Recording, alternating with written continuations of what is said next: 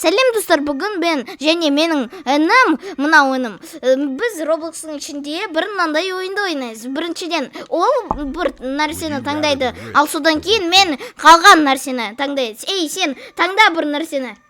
Давай, таңда. Ол мынаны таңдайды ма? Хорошо, маған мынау қалды. Ей, енді не істеу керек?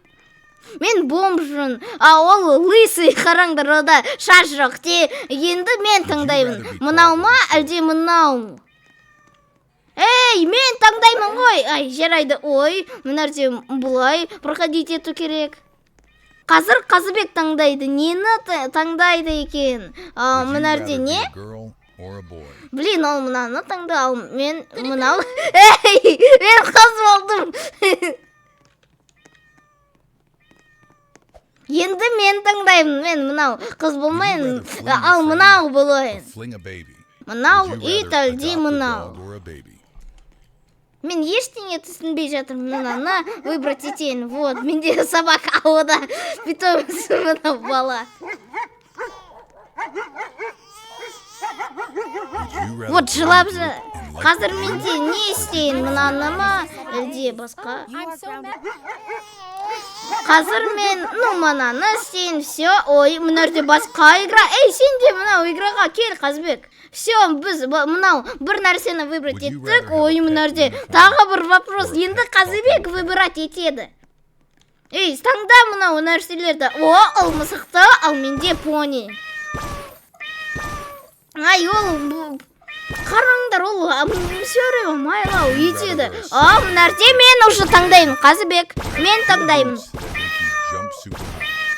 Нені таңдайын екен? Мен мынаны таңдайын, Супермен болайын. Қазыбек сенді мынандай, ұзын, мынандай. Кім?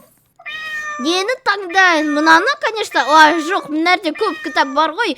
Ей, ода мынау мысығы, жоғалып кетті, менде, неге жоқ? Все, менде мынау.